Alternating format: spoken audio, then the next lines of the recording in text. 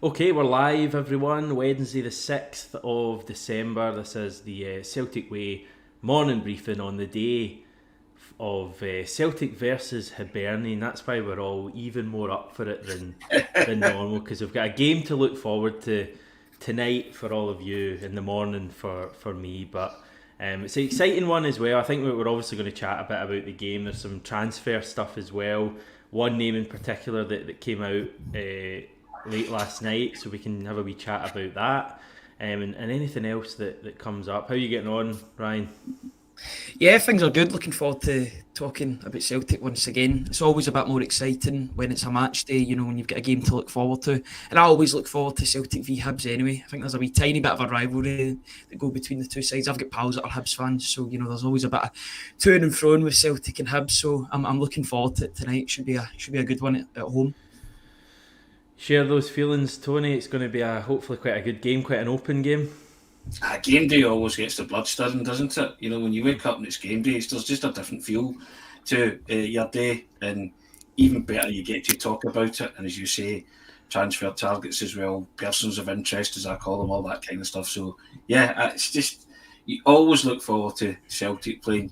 At this moment in time, you just don't know what Celtic's going to turn up, but you hope it's a good Celtic, and then you can relax.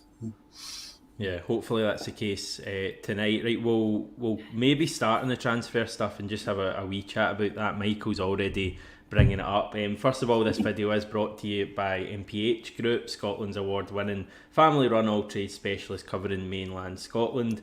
With winter rolling in, you may be thinking of giving your home heating a boost. MPH has an enticing Navien Boiler Winter Promotion just for you. MPH offers flexible finance options, so gear up for the chill and consider making a smart move with MPH and Navien. Yes, we've got Michael here right away. Not messing around, Michael, saying thoughts on Miovski. That was a big kind of story that broke. Must admit, I've kind of missed this a little bit, but it seems like a lot of people are talking about it. Are we surprised? The chat, by the way, I should say, is that we're apparently Brendan Rodgers has kind of had Miovski scouted, or certainly looked at, basically all season so far in the domestic games. Are we surprised that he's a player of interest to Celtic, Ryan, or was that always going to happen? I think it was always going to happen, to be honest. I think his record speaks for itself, in all honesty. I'm very much on the Miovski train with regard to Celtic looking at this player. I think he's a player that has shown it against Celtic, against other teams as well, that he's a very, very capable striker. At 24 years old, I think he's got a lot in his locker. He's a good finisher. He's a good penalty kick taker, which a lot of people seem to be criticising the fact that a lot of his goals are penalties. A lot of Celtic's misses are penalties, so that would instantly plug a gap that is needing plugged, to be honest. A lot of people are talking about the fee, and it would be a big fee. They would be looking for over the 4.4 million that Celtic paid for Scott Brown. When was that? Back in 2007, 2008, round about that time. I think he's just proven quality, and at 24 he's only going to get better as the years go on. 11 goals this season in a struggling Aberdeen side. It's not just in Scotland that he's scored goals. He scored goals in Europe as well for Aberdeen. So yeah, I'm one of these ones that if Brendan Rodgers likes the player, and if Brendan Rodgers wants to be backed in the way that he sees best fit, then I'm all for this. If Miovski's on that list, I know there's some people who say, you don't want him because then you take away, because he potentially score against your rivals for Aberdeen. Listen, if these players are available and they want to come to the club and they want to make the club better, then I'm all for it. Yeah, I'm very much a fan of Miovski, and if there's a deal to be done, then I would be all for it, in all honesty. He scored against us earlier this season as well, didn't he, in the 3-1 game at Pittodrie? Yeah, I mean, I take your point. Brendan wants him, we back him, but what was your thoughts, Tony? Then I'll give mine. I think if the manager is scouting him and watching him, had him watch in every game, that tells you something. I think he believes that this is a player that he wants him to fit into his Celtic jigsaw, and in Brendan Rodgers' terms, that would be the quality that he's looking for. So he's scored goals, and you're saying take him away, Ryan, someone who scored against your rivals. He would score against your rivals for your club. So I think very true. I think in that sense, The fee, yeah, I guess the fee would worry a lot of people. Is he worth that? But again, if the manager really thinks that he's the man to come in and do a job and could do a job for Celtic at 24, he is a proven goal scorer, and you rightly pointed out he scored goals in Europe for Aberdeen as well. He's scoring in a poor Aberdeen team. And I just think you bring in a player like that, his qualities will shine through and he will become even better and improve, playing with a higher standard and calibre of footballer. I would have said that he is a person of interest. Celtic should be on Celtic's radar. So yeah, I'm pleased with the links. Now we just need to see if Celtic follow it through. Lots of people complaining that he's not European quality. We'll only find that out when Celtic go into European football matches. If they do sign him, you'll find that out for yourselves. But I think a proven goal scorer, if you can put the ball in the net, you can do it at most levels, can't you? Because that's your job. As Roy Keane would say, that's your job. You know, Hamish, and I just think, yeah, give him the chance to take that step up in quality. I think he could become a real asset for Celtic. We've had a number of players have done that over the years for us. Yeah. You know, off the top of my head, Scott McDonald springs out. Even someone, for some reason, Chris Killen's coming up in my mind, and it's probably not a great example, but he kind of scored the odd goal for us, and there's probably numerous other, you know, particularly forwards that we've signed. They don't all work out. Nadir Chiefchi would maybe be another one, but I would say that he's probably, Miovski seems to be a little bit kind of higher profile than someone like Chiefchi. I could be wrong there. In general, the comments coming in here, and hi everyone, by the way, in the live chat. Miovski's proved himself in the league for 2 seasons now, 24, best years ahead of him, no brainer. Someone else saying that it's maybe a little bit of a risk, very cool in front of goal. I'll be honest, I'm a little less for this probably than you two. Certainly Ryan. I'm not necessarily against the signing. I just would question whether he is better than what we've got. He's clearly not a better forward than Kyogo, and I would personally, I'm a big O fan. I think O has more to his game generally than what I've seen from Miovski. So I mean, what I'm asking really is, what is this signing? If it happened, would it be someone just to come in and to help us out maybe?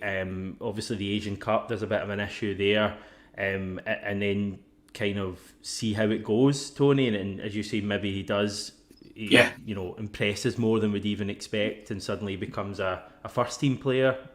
I think that's exactly what he's got in mind. I think he realises there's roadblocks ahead with the Asian Cup, and the striking department's one of them. So I would assume he would want Miovski for cover, as to come in and play when the guys are away in Asian Cup duty, and then, as you say, take it from there and see what happens. You know, the guy can score goals. I liked his goal against Rangers recently. He was on it in a flash, and it reminded me of Kyogo's strike at Ibrox, to be honest. Yeah, you know, first time, Butland, no chance. He knew exactly what he was doing. Excuse me, as soon as he ran onto it. And I like that cool, confident striker that knows exactly where the goal is, and can produce moments like that. It was a big moment in that game. As you said, Hamish, he scored against us in the 3-1 game when Aberdeen were having a right good period, and could have gone on to win the game or go ahead. Certainly would have made life very difficult for Celtic at that moment in time. They didn't, but I've liked what I've seen of him so far. So whilst I'm like you in terms of, is he the answer? Is he better than what we've got? I'm on the fence on that one, but I like what I've seen from him, and I'm not going to question the manager's judgment. If he's watched him every game this season, or had somebody watched him every game this season, then I guess he's more than a person of interest, isn't he? I think Brendan Rodgers certainly thinks that he fits some kind of bill, and if that's the quality that he's looking for, then I'll bow down to that. Yeah, one to keep an eye on. Just out of interest, guys, is there any other players in Scotland away from the obvious across the city that you would be interested in, you think could do a job for Celtic? I know I've thrown that right on you there. I think I think the young player, Lennon Miller, I think he plays for St Mirren. Yeah. He's going to be a good young player. I think he's one that Celtic should be keeping tabs on if there's a young player making the breakthrough. And Celtic have got to look at these young players due to the homegrown quota that they've got to keep for European games. At 17 years old. Shanklin get brought up there, Ryan Shanklin, no? He's a goal scorer and he would score goals for Celtic, but I think with his age as well, it's got to make sense on the recruitment side in terms of age too. With Miovski, he's 24, and I think Shanklin's 28, just about to turn 29. You'd get more years out of Miovski. There'd be a chance to develop a player for him to maybe even potentially move on for further money, because I think he's very much a player on the up.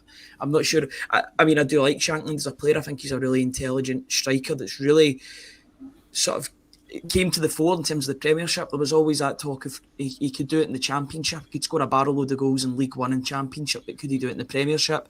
Seems over the past couple of seasons he's become that striker. But yeah, I think if it was a straight shootout between the two, then I think it's got to be Miovski, just due to the age difference and the fact that there's potential for more growth from Miovski. I'm a fan, but if there's better options out there that Celtic could potentially get for cheaper, then go with that if you can get the best value for money. But at the same time, if Brendan Rodgers has identified a player, like Tony said, you don't want the John McGinn situation to happen again, where Brendan Rodgers quite clearly identifies a player and it doesn't happen. We saw how that turned out. So, I think as much as you can hand them players, there's some players that Brendan Rodgers has got to be given if they're there and available to work with. And if Miovski's one of those players that he's so desperate to use and thinks that he can improve, then I've got no issues with that deal. Anyone, Tony? You've probably seen more Scottish football than I do generally. Do you know, at the time, I know he's gone down south, but I really like Kevin Nisbet when he played for Hibernian. And I just thought he was somebody that could come in, if you were talking about homegrown players, and could have done a job. I guess, well, I don't know if that boat sailed, I know he's gone down south, but he's scoring goals down south. He's a good footballer, so he was one that I was disappointed to see go down south, but I just thought Celtic might have, had a look at him. Maybe they did have a look at him and maybe decided they didn't want, but I really liked to look at him when he was turning it on for Hibs. And I think, like everything else, if you're doing your scouting right, Hamish, every player who's playing for a Scottish club, every best player at a team in a Scottish club, then Celtic should automatically be interested, shouldn't they? And have them scouted and have them watched and run the rule over them and see. I just think that's a general rule of thumb. I'm sure they do, and sometimes these links, are put into the media because somebody tells somebody, then that's how it works, and it just filters down the food chain. But I know there were certainly links in this book, but I wasn't sure how concrete that interest was. But I did like him, and I think he got injured at the wrong time, didn't he? Because his kind of trajectory was going that way, and then he got injured and kind of out of sight, out of mind. But he was one, and I think I would still kind of keep my eye on him doing what he's doing down south. But if it comes to a straight shootout between Miovski and, say, somebody like Shanklin, then I think the Celtic supporters would come down on Miovski's side, wouldn't they? I think so. It's kind of... And I really like Shanklin as well, because I think he's a wonderful goal scorer too, and a decent talent. It's hard to kind of put your finger on exactly what it is, but there seems to be more to Miovski. He's maybe more of a physical threat, and maybe we need that. Nisbet, I think, scored in his last couple of games for Millwall, so he's doing well down south. Connor Barron, someone we've been linked with in the past. I'd quite like to see how he kind of continues to develop at Aberdeen, and I think Lennon Miller would be the other one definitely that I had in my mind. It's kind of, we've moved on from the days where there would be a dozen players that would probably get into our first team. It's now kind of slim pickings, but there's still the odd bit of talent there to be found, and a bit like David Turnbull, I think when the obvious signing is there, it's one that Celtic should try to make. Right, we will move on. It's Hibs this evening at Celtic Park. What are you wanting to see from Celtic tonight, Ryan? That may be a very obvious question. The quick start that Brendan Rodgers was talking about in the press conference to begin with. He's promised us that, so it'd be very good if that came to fruition. I want to see a good performance tonight. As much as you want the result, keep the 3 points and keep that sort of run of games going. I know they dropped points and 2 games ago against Motherwell, but you want to keep this run of wins going. First of all with St Johnstone, and then against Hibs tonight. Keeping the pressure going on Rangers, especially because you never know what's going to happen in the other games. Rangers travel to Tynecastle tonight. There could be a potential chance to slip up. Hearts are a team that are in good form as well, so it should be an interesting night in the Scottish Premiership. What I'm wanting is a good performance and a good win to go with that. I want to see Kyogo back in the score sheet, but I want Kyogo to score a couple of goals tonight, not just his single goal. I really want him to take charge of this. He's getting greedy now. He's getting greedy. Couple of goals. I want Kyogo to be greedy. I've got to be honest. Tony has converted me. Tony does not want this. He doesn't want the team player of Kyogo. It wants to be Kyogo the individual. And with every passing game, I tend to agree with that just a wee bit more. I want Kyogo to be that predator up front and score goals for Celtic. Don't mind where the goals come from, to be honest, but you're wanting Kyogo to be front and centre of the top goal scorer charts come the end of the season. So, this could be a good game to start things off, get a couple of goals. But Celtic have got so many players that can cause problems for Hibs. Palma has shown recently that he can be a chance creator and a goal taker. He had a lot of key passes the other day against St Johnstone without anything really coming off. So if he's providing the service, then it's up to the other players to use that service. But he's definitely a player that can come up trumps tonight. But there's goals all over the park, you would say, for Celtic in the midfield as well. Cal McGregor scored, Matt O'Reilly scored. So I don't mind where the goals come from as long as Celtic score more goals than Hibs. It's as simple as that, really.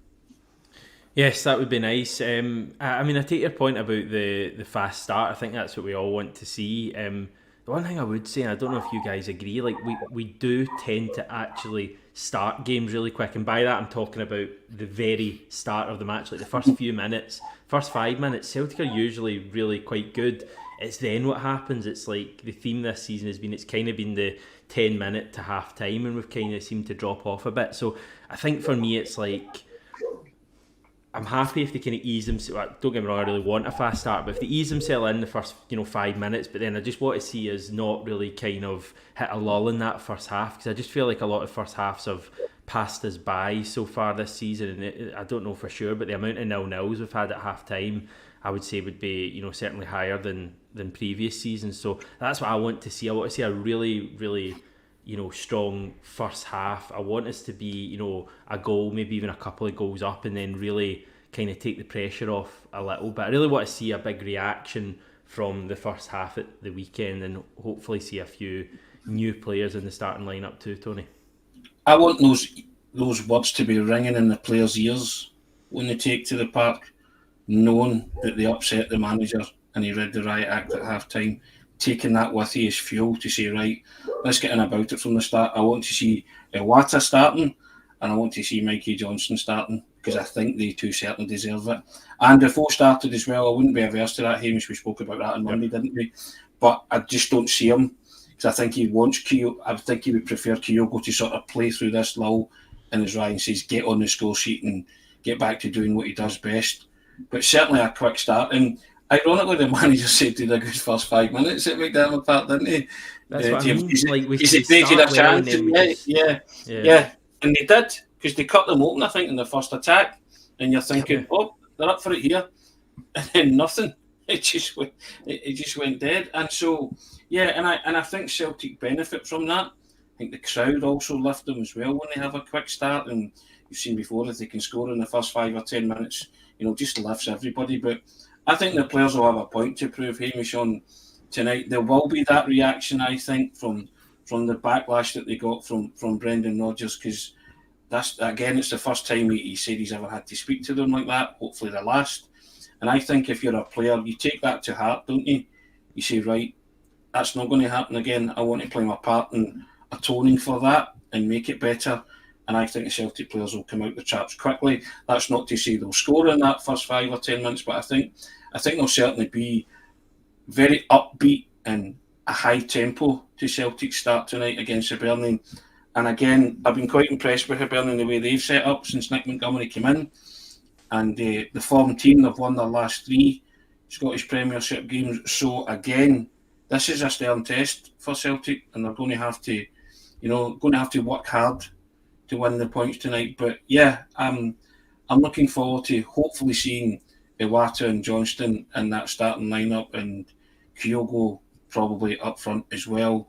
Hopefully that is, because then that'll mean that it kind of risk as it picks itself, and that means that I've got 11 at 11 in the predicted lineups. But hey, we'll see what happens. But I think you run the risk of, as I said on Monday, demoralising the likes of Iwata and Johnston if you don't start them. And I think it's their time to show what they can do. It's their stage tonight. Yeah, I think Johnson in particular, has to start after the weekend. And I didn't even think he did anything incredible at the weekend, but he just did something different from the first half and offered us a threat. And the way Rodgers spoke about, well, get your teams up in a wee second, guys. Get this from Pete, just saying Hibs tend to come out against us rather than sit back, so I expect to see a few goals. I saw Nick Montgomery chatting about Hibs potentially winning the league. Did any of you see that? He mentioned Leicester, which is always funny when you hear other Scottish teams saying that. I know Hearts were talking about that for a while. Doesn't seem to be going quite as well for them, but good to see a bit of ambition, and I think they will come and play tonight, which should be good. Right, I'll see if I can add that. There we go. So this is, I believe, both of your teams. Have you both copied each other? Who copied who here? I could probably be accused of that, because I was sitting doing the shell for this article late last night. So, but I will put my cards on the table and my hands on the table and say that I did not look at Tony's team before I did my own one. Tony and I seem to pick the same teams a lot of the time. I don't know if that's we've got the same state of mind between the two of us, but yeah, we seem to choose the same team. But I think these the two players that we've included in the team, really deserve a start after last weekend's events, particularly Johnson. In the case of Johnson, I think he's the one that will definitely start out of the two. It's just whether or not he shuffles the deck in terms of Iwata, the number 6 position, puts McGregor further forward. We've not seen McGregor further forward in that position for a wee while now. So, but I think if any manager is going to do it, then it'll be Brendan Rodgers. So, yeah, I'm interested to see if those two players do get the nod. But if I was to pick what one of them would definitely start, then it would be Mikey Johnson out of the two of them.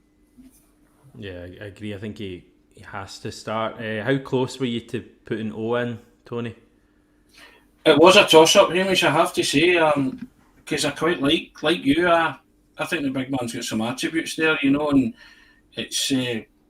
I just want to see Kyogo play through this.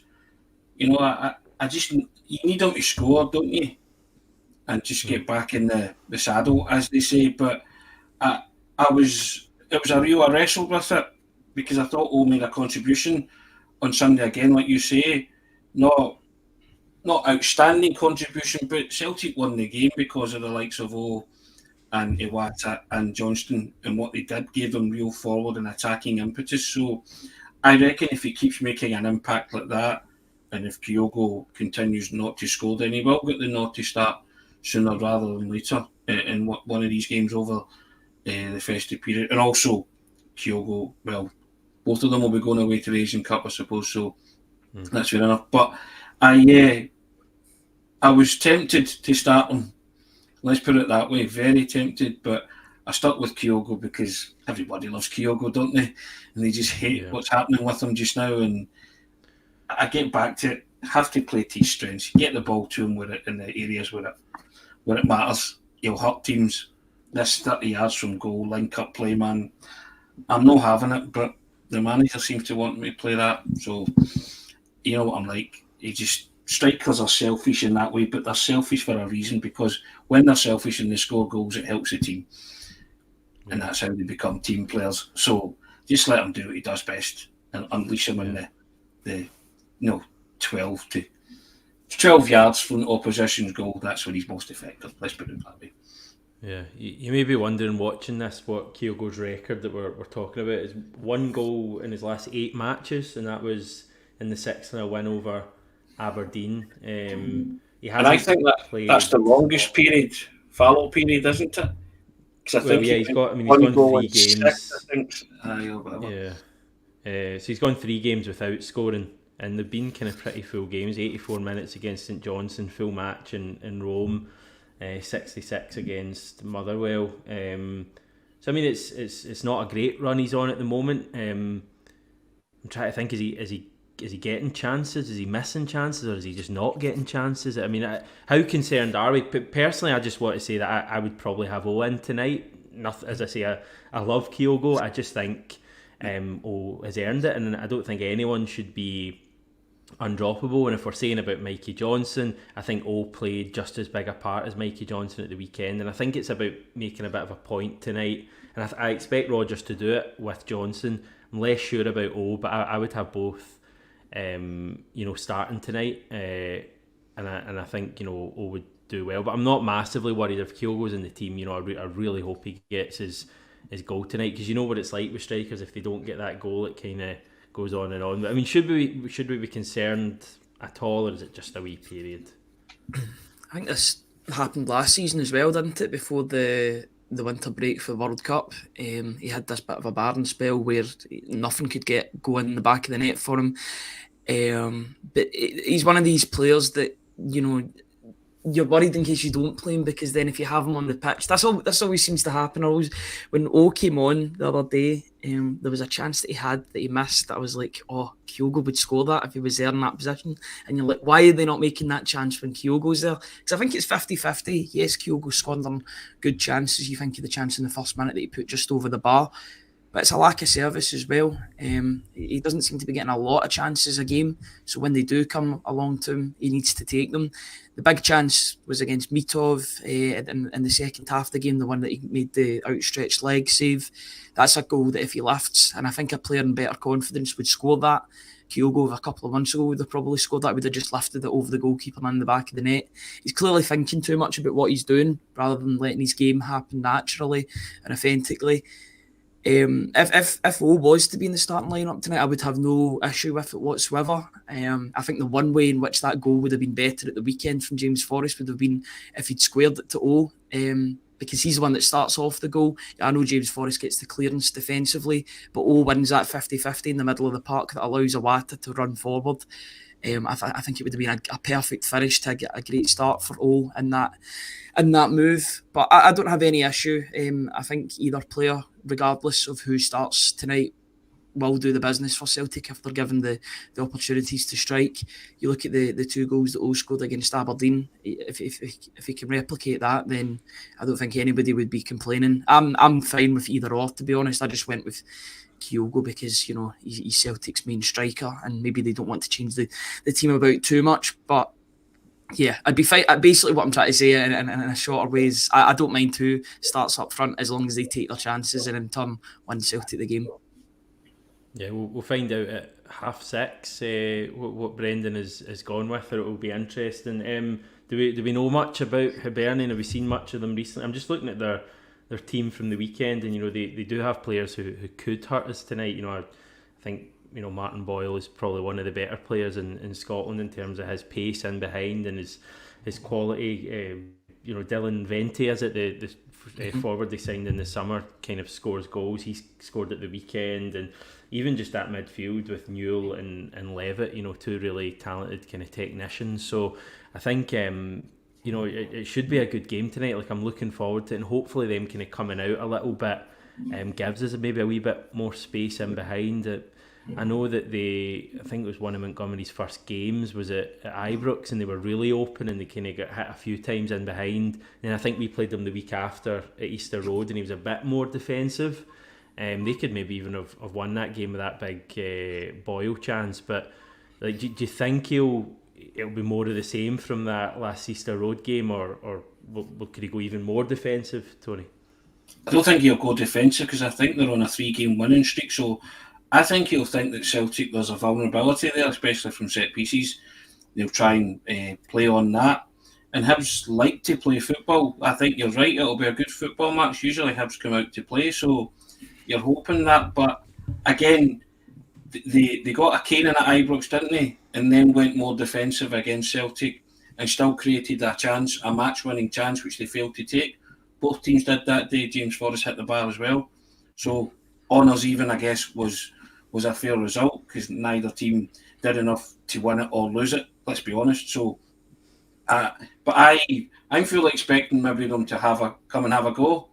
If you're ambitious enough to talk about winning the title, then you must be ambitious enough to come to places like Parkhead and win points and have a go. So does that play into Celtic's hands? We'll soon find out. But I'd like to see them come and have a go, because you can't constantly complain about teams having a go and taking points and then say, we don't play in a competitive enough league. You can't have it always. So I would like to see Hibs come and have a go, because I think then Celtic could pick them off like Rangers did at Ibrox. That's what you want. If they go defensive, then they're one of only 3 teams to have taken league points off Celtic this season, and deservedly so, because they were pretty dogged and determined at Easter Road. I was a wee bit disappointed in them, because I wanted to see a bit more, and Nick Montgomery had spoken about the style that he wanted, the same kind of playing it out from the back and working it through the third. So, but I've been very impressed with the job he's done so far. The players that you mentioned, they've all been quite impressive and had their moments this season. So get back to it. This is Celtic will need to work hard tonight to win this football match, and I expect to see something from Hibs.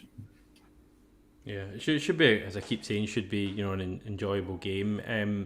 I've obviously not been at Celtic Park recently, Ryan. What's Celtic Park like at the moment in terms of these matches? Obviously a lot of stuff going on kind of off the pitch, but what's the kind of the atmosphere? Is it noticeably different? Is there a has there been a bit of a change there, and how do you think it'll be tonight?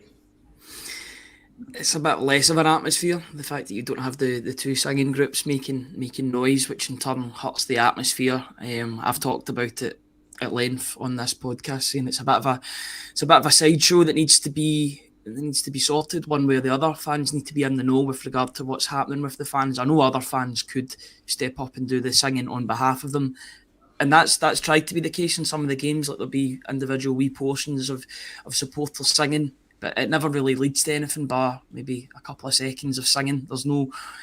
It's not like an orchestra. It's like individual solo singers rather than a full orchestra of fans singing at the one time. So yeah, you'll maybe get like chants at the start of the game for the first 5 minutes, and then it'll be very, very quiet, and it'll be like a sort of library atmosphere, which is not ideal. You want Celtic Park to be a fortress, especially for teams visiting, and that really isn't the case. There was talk, I was at the sort of Green Brigade sort of demonstration before the Motherwell game. There was talk that there was discussions going on between the club and the Green Brigade and the other groups regarding their return. There maybe was a resolution between the 2 parties to come. We've not heard anything different about that. I don't know, maybe something would break today regarding that if that was to be the case, or we would have certainly heard some rumours by now if they were returning to the fold. But it's just a sideshow that isn't really needed at this point in time, and I think it can only hurt the club with regard to the lack of atmosphere at the games. Regardless of what the resolution is going to be, I just want it sorted out one way or another, because this getting caught in the middle just isn't ideal for absolutely everybody involved in the club. There's supporters that still want to go to the games that aren't being able to go to the games, that have maybe been banned by association, which isn't ideal. And then obviously you can't have the problems that have been happening in the grounds as well. There's no smoke without fire in that regard. So you're just hoping the adults in the room can come together and get it sorted for the good of the atmosphere at Celtic Park in particular. I think away games, they just work for themselves in that regard, because everybody seems to sing in an away trip. But in terms of home games, there needs to be more of an orchestrated movement from the fan groups, and if that can get sorted, as we're leading up to the sort of Celtic Rangers game in the 30th of December, I think it's got to be sorted by that time, because everybody needs to be pulling in the same direction, the one direction. Yeah. And if that's the case, then I think Celtic will be better for it, both on and off the park. That's where I come at it. I mean, Welsh Paul there pointing out it's a little bit like an elephant in the room, and it is kind of always there at the moment when I'm thinking about games at Celtic Park, that the atmosphere is just not quite there, and people might have their opinions. I think Celtic should be able to win with no fans there, but we found out in the COVID season it's a wee bit harder. But certainly without 1,000 fans, or if it's even that many, Celtic should still be able to turn up and win. But it's just a bigger point. It feels like at the moment we all need to kind of be together and really get going, because the last couple of seasons, all the success we had, I have no doubt that the majority of it happened because everyone at the club was united, and it just feels like this has gone on a bit too long, and I know there's loads of reasons for it, and we're not going to go into all of that, but it does feel to me like we need a solution with that game coming up at the end of the month. That is a huge game.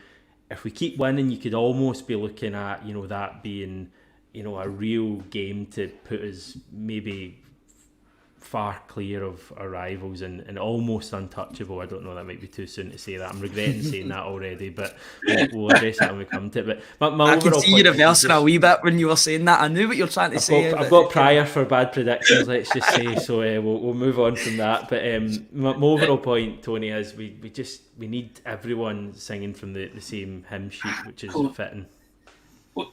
What's the most powerful collective at Celtic? When everybody's united. End of.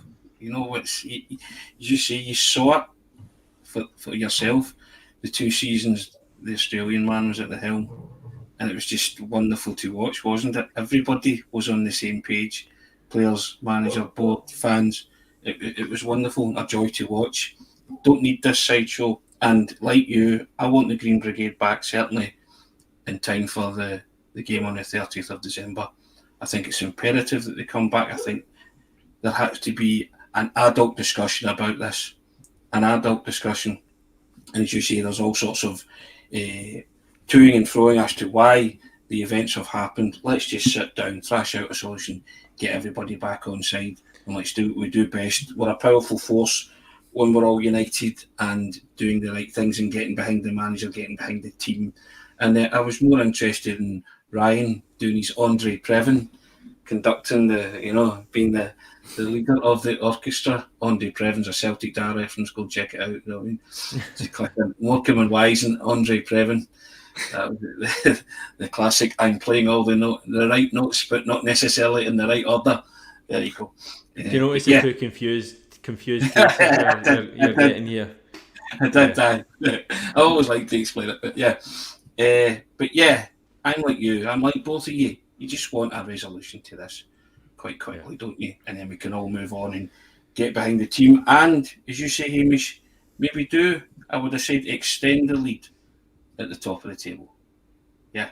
Who knows, could be double digits by the end of tonight. I mean, I know we're focused on Celtic, but I do love a wee topsy-turvy evening. I know there's only 5 games on tonight, but there's some good matches, and it's always interesting when there's other matches going on as well, Ryan. Yeah, I think these are the games that, the broadcasting deal in particular should be broadcasting better, because these are big nights. You could quite easily put the Glasgow v Edinburgh derby. You could market that. Unfortunately, Celtic play second fiddle, sometimes even third fiddle to they did English that in football. St Ange's first season. They did. Remember, they had the Wednesday night. Rangers played at Easter Road, and the following Thursday night we played Hearts at Celtic Park. And it's like, why do you not do that more often? That was in December. I think it's brilliant. I love the rivalry between the Glasgow and Edinburgh clubs, especially. It's just something different. I know you've obviously got Celtic and Rangers, but there is rivalry between Glasgow and Edinburgh as well. It's good to see that, and they could easily market that. I think it's a missed opportunity, but unfortunately, English football will always take priority. I think it's Man United v Chelsea tonight. But even then, those games are on Amazon, so they could quite easily market that on Sky. I think that's a very, very much a missed opportunity in that regard to really showcase how good the Scottish League can be. We hear about how bad the Scottish League can be, but I think some of these rivalries could really indicate and showcase just how good the league can be at times. I remember the midweek when Celtic lost 2-0 at Tynecastle and Rangers were hammered by Hibs 3-0 at Ibrox. Yeah, remember Neil that? Lennon, wasn't it? Yeah, Neil Lennon was in charge and Walter Smith was in charge, and everybody was saying if you'd put money on the Edinburgh double, you'd have won a fortune. So these things, nights like that, as you say, Hamish, can be. You can look back on them and say they're pivotal moments in the season or moments in the calendar, and they should do a better job of marketing these games, because I think it'd be a brilliant double header, putting both of them on the Sky channels or whatever channels, putting them on TV so that people can see them, because you'll always get, everybody will still go, the season ticket holders and all that will still want to be there anyway. But I mean, what a great double header you've got tonight, with one club in Glasgow, the Edinburgh clubs, Hibs visiting Celtic Park and Rangers going to Tynecastle. That's a cracking night of football, isn't it? Scottish football. And we do ourselves down a wee bit with these kind of things, and we should really be. These games are our unique selling points as well, and there is a kind of feeling that, Hibs are doing well. Hearts on one-off occasions, especially at Tynecastle, always fancy their chances against the Glasgow clubs, don't they? So I think you're right, Hamish. Something could happen tonight.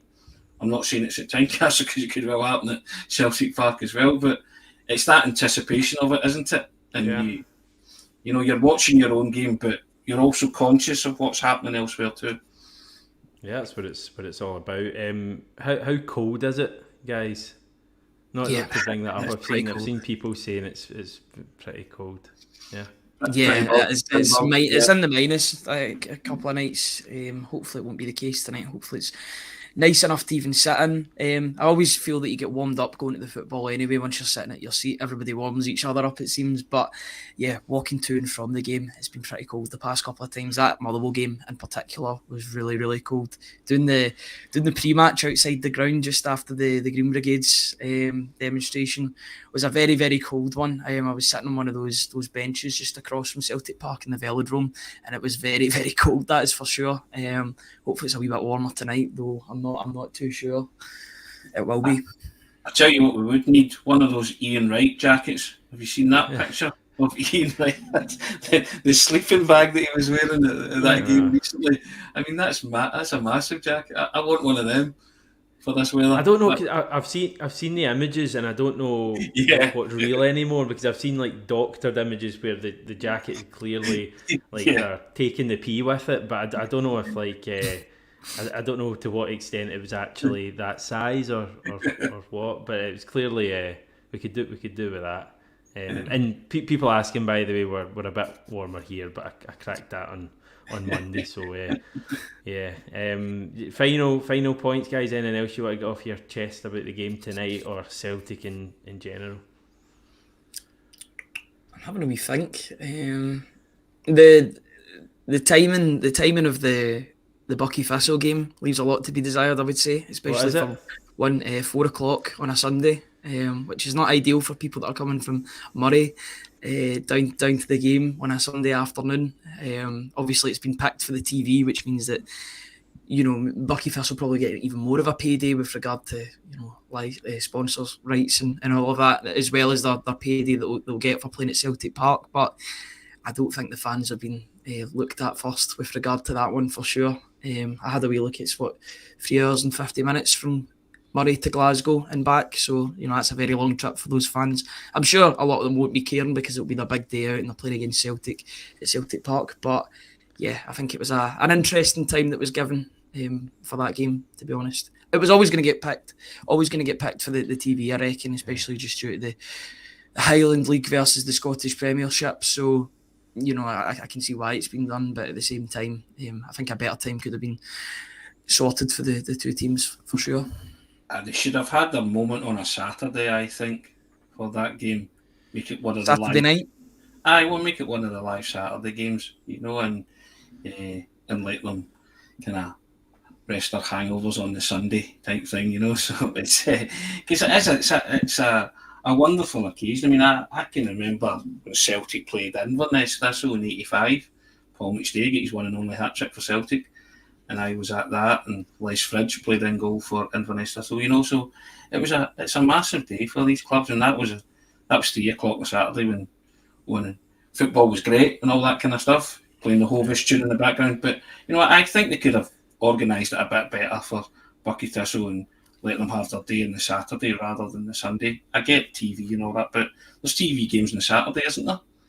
So yeah, there's two. I think there's a 12 and a 5. I just don't see why that needs to be in telly. Maybe I'm going crazy, but I years gone by, not every Celtic Cup game was on telly. That's just a new thing. I remember, we played like Dumbarton and Stirling Albion at Celtic Park, 15 years ago. And they were 3 o'clock on the Saturday and they just weren't on telly. Now it just seems like every single Celtic match is on the telly, and it just means that fans going to the games are inconvenienced, and fans wanting to watch the game are having to pay money to, what is it, Viaplay, or is it back to Premier Sports? Whatever's happening. Viaplay just now, but will go to Premier Sports. I just don't think it needs to be in telly, and I think you'd get a bigger crowd. I think the crowd will probably be pretty low, but we'll see how it goes. But that's just my opinion. I don't think it would diminish the occasion for Bucky. I think it would almost enhance it if it was on telly in a weird way, because they bring in maybe a bigger crowd and all of that. But in the grand scheme of things, guys, it's not a major issue. If anything goes wrong that day, then we really are in a bit of trouble. So I think it ticks that romance of the cup box, doesn't it?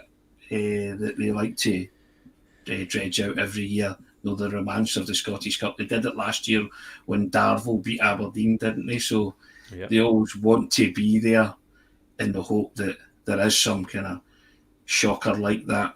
As you say, if that happens at Celtic and Bucky, then there's a Steers inquiry, isn't there? So it's like, but I guess they don't want to miss it if something, seismic goes down like that in football terms, so I can understand it from that point of view. Well, it's another team in green and white we're playing tonight.